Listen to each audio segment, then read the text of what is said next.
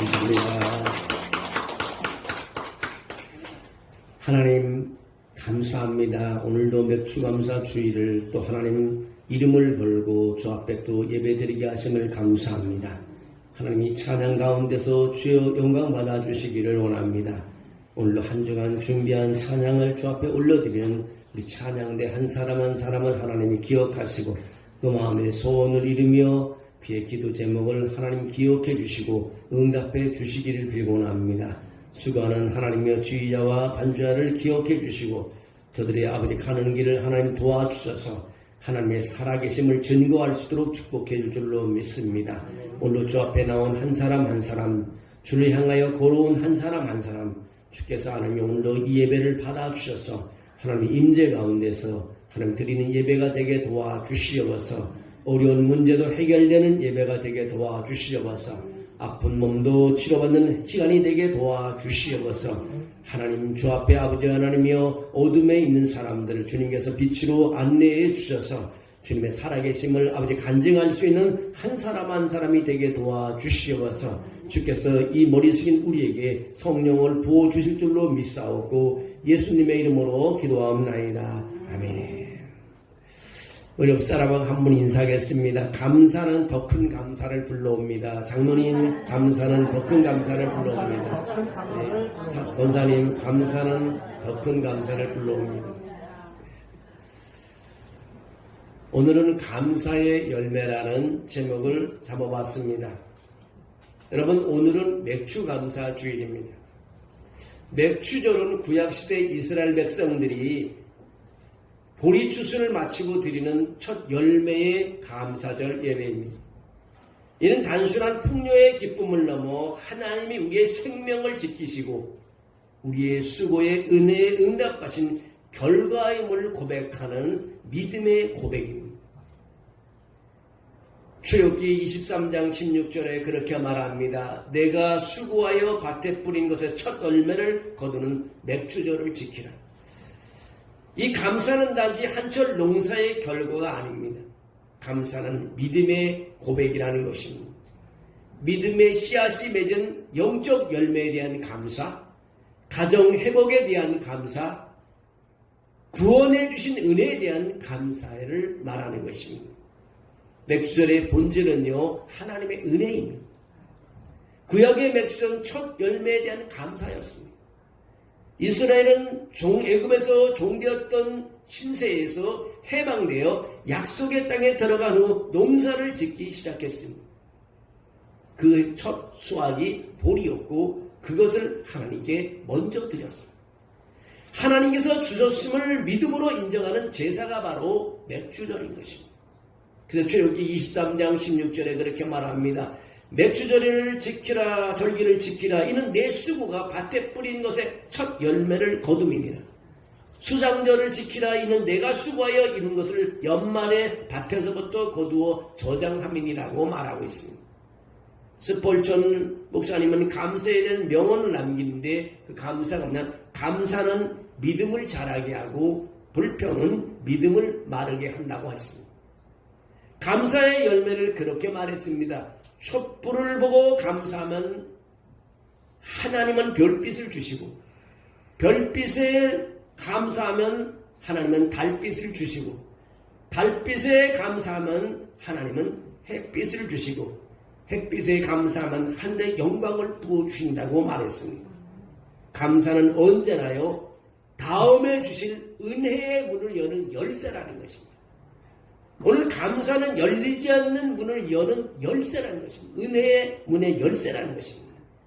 예수 그리스도는요 우리를 위해 첫 열매가 되어주셨어요. 신약에서 예수님이 잠자는 자들의 첫 열매가 되었다고 고린도전서 15장 20절에 말하고 있습니다. 예수님의 부활은 새로운 생명의 시작이며 우리가 맺어야 할 감사의 첫 열매의 기준입니다. 오늘 우리는 어떤 첫 열매를 드리고 있습니까? 우리의 생활 속의 첫 열매는 하나님이 기뻐하신다는 것입니다. 하나님의 손길은요 우리의 삶 속에 있습니다. 오늘 우리가 여기까지 살아온 것은 모두 하나님의 은혜인 것입니다. 오늘 권사님이 고백을 했습니다. 나는 돈도 없고 몸도 약하지만 하나님이 내게 손자와 손녀를 허락하셨고 나는 오늘도 숨 쉴 수 있어서 감사합니다. 이 권사님의 이런 고백을 들으면서 참 이 고백이 맞는 것 같아요. 우리는 큰 거를 바라고 감사하려고 하지만 내가 숨을 쉬고 있다는 자체가 감사라는 것입니다. 교회를 지키는 성도 한 사람의 기도, 그 섬김이 오늘 맺는 열매인 것입니다. 한 작은 시골 교회가 맥주절에 온 동네 사람에게 수박을 나누고 복음을 전하였습니다. 그해 여름 교회의 아이들이 너무 많이 몰려와서 앉을 자리가 없어서 부족했습니다. 거기서 그치지 않고 하나님께서는 그해 가을에는 예수 믿는 가정들이 늘어나게 했습니다. 여러분, 섬기는 것이요 바로 전도라는 것입니다. 지난 금요일 기도에서도 우리가 154 로드의 마지막 단계의 섬김 사역에 대해서 말씀했지만 섬김은 바로 전도인 것입니다. 여러분, 감사는 환경이 아니라 태도인 것입니다. 감사는 훈련인 것입니다. 바울은 감옥에서도 범사에 감사라고 했습니다. 어떻게 감옥 속에 있는 사람이 감사할 수 있겠습니까? 감사는 형편이 좋아서가 아니라 믿음으로 드리는 희생 제사라는 것입니다. 감사는 믿음을 자라게 하고 불평은 믿음을 마르게 한다. 감사는 모든 덕목의 어머니이며 감사하지 않은 것은 모든 죄의 뿌리라고 말하고 있습니다. 중환자실에서 일하는 간호사 한 분은요, 매일 아침 이런 기도를 했답니다. 하나님, 오늘도 감사하게 해 주십시오. 오늘도 감사하게 해 주십시오 외쳤다고 합니다. 그분의 웃음과 친절함은요, 병자들의 회복 속도를 높였고 어느 날 의사도 그녀의 웃음이 병원의 특효약이라고 말을 했다고 합니다. 불평보다요 감사를 외치는 사람이 되시기를 주의 이름으로 축원합니다. 감사는 구원의 열매인 것입니다. 감사는 예수님을 만난 자의 반응인 것입니다. 10명의 남용 환자 중 돌아온 사람은 한 사람이라는 것을 누가복음 17장에서 우리는 잘 압니다. 예수님께서 사마리아와 갈릴리 사이에 지나가시다가 10명의 남용 환자를 만나게 됩니다. 그들을 불쌍히 여겨서 그들을 다 예수님께서 10명을 다 얹혀주었습니다. 근데 그중 한 명만이 돌아와서 하나님께 감사하며 예수님께 엎드려 경배했습니다. 그는 바로 사마리아 사람이었습니다. 예수님이 말씀하십니다. 10사람이 다 깨끗함을 받지 아니하였느냐? 그 9이 어디 있고 너 혼자 여기 왔느냐? 그리고 돌아온 자에게 말하고 있습니다. 일어나 가라. 내 믿음이 너를 구원하였느냐고 말씀하고 있습니다. 여러분, 그는 예수님께 구원을 얻었다는 말씀을 듣고 있습니다. 일어나 가라. 내 믿음이 너를 구원하였느냐고 말합니다. 감사는 구원과 연결되고 있습니다. 감사의 믿음이 구원의 완성이라는 것입니다. 감사 없는 신앙은 열매 없는 나무와 같다는 것입니다. 감사는 구원의 감격을 표현하는 방식인 것입니다. 감사가 없는 성도는 신앙의 본질을 놓치는 것입니다. 감사는 복음을 전파하는 힘이 있습니다. 감사는 믿지 않는 이들을 감동시킵니다. 불평과 원망이 가득한 세상 속에서 감사하는 삶은 강력한 전도의 통로가 되는 것입니다. 1980년대 미국 중서부의 한 조용한 시골 마을에 초등학교에서 조수아라는 이름을 가진 소년이 있었습니다. 조용하고 신실한 크리스찬 가정에서 자란 조수아는 매일 아침 엄마가 싸준 넉넉한 도시락을 들고 학교에 갔습니다. 근데 같은 반에 늘 배고픈 아이가 한 명 있었습니다. 그의 이름이 빌리라는 아이였습니다. 그의 아버지는 알코올 중독자였고 어머니는 세탁소에서 일을 하며 생계를 꾸려가기 때문에 너무 바쁘고 가난해서 자기 아이 빌리에게 빌리는 도시락도 얻어먹지 못했습니다. 빌리는 점심시간이 되면 늘 혼자서 수도가에 앉아서 물만 마시곤 했습니다. 조수아는 그 아이의 친구를 보면서 어느 날 엄마에게 이렇게 말했습니다. 엄마, 도시락을 하나 더 싸주시면 안 돼요? 엄마가 묻습니다. 누구 주려고 도시락이 하나 더 필요하냐? 우리 반 친구 중에 하나가 있는데 하나님이 그 친구를 사랑한다고 전하고 싶어요. 그날부터 조수아는 도시락 2개를 들고 학교에 갔습니다. 그리고 빌리에게 점심시간이 되면 도시락을 건네며 이렇게 말했다고 합니다. 이건 하나님이 너를 위해서 주셨어. 맛있게 먹으면 좋겠어. 처음엔 너무 어색해서 빌리는 몇 번 거절하다가 결국 너무나 배가 고파서 참지 못해 도시락을 받아 먹기 시작했습니다. 신기하게도 조수아는 매일 같은 말을 잊지 않았습니다. 도시락을 건네줄 때마다 이건 하나님이 너에게 주신 거야.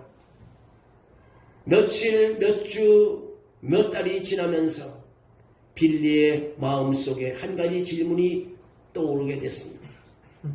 하나님이 정말 살아계신 건가? 나 같은 애도 하나님이 사랑해 주실 건가? 왜 조수아는 날 위해 도시락을 날마다 주지? 조수아는 빌리를 위해 매일 기도했습니다. 그리고 교회 주일학교에 초대했습니다. 그렇게 몇 달 후 빌리는 조수아를 따라 교회에 나가기 시작했습니다. 거기서 복음을 들었고 자신이 하나님의 사랑받는 존재임을 처음으로 깨달았습니다. 중학생이 되고 고등학생이 된 빌리는 점점점 변화되기 시작했습니다. 그리고 청년이 되었을 때 그는 결단을 내렸습니다. 내게 도시락을 건넸던 조수아처럼 나도 누군가에게 하나님의 사랑을 전하고 싶다는 마음이 들었습니다. 그래서 그는 신학교에 진학했고 훗날 한 도시의 목회자가 되었습니다. 그는 목회자가 돼서 첫 번째 설교의 제목이 그런 제목이었다고 합니다. 도시락 하나로 들은 복음이라는 말씀을 전했다고 합니다. 도시락 전도가 그의 구원의 문이 되었습니다. 감사는요, 씨앗인 것입니다. 뿌리면 열매가 되는 것입니다. 여러분, 감사의 씨앗을 뿌리면 열매를 거둘 수 있다는 것입니다. 오늘 이 맥주 감사절에 우리는 단순한 물리적 감사를 넘어서 영적인 감사, 구원의 감사, 사명의 감사를 회복해야 하는 것입니다. 나는 어떤 첫 감사의 열매를 주님께 드렸는가? 내 삶에서 불평보다 감사가 더 많았는가? 감사하는 사람들은요, 감사의 열매를 맺습니다. 여러분, 어려움 속에서도 감사하는 마음을 가질 때 더 큰 감사가 기다리고 있고, 여러분 감사할 때 열리지 않는 은혜의 문이 열리게 돼 있다는 것을 우리에게 가르쳐주고 있습니다. 여러분, 불평보다도 감사로 믿음을 올리는 여러분의 삶이 되시기를 주의 이름으로 축원합니다. 하나님 감사합니다.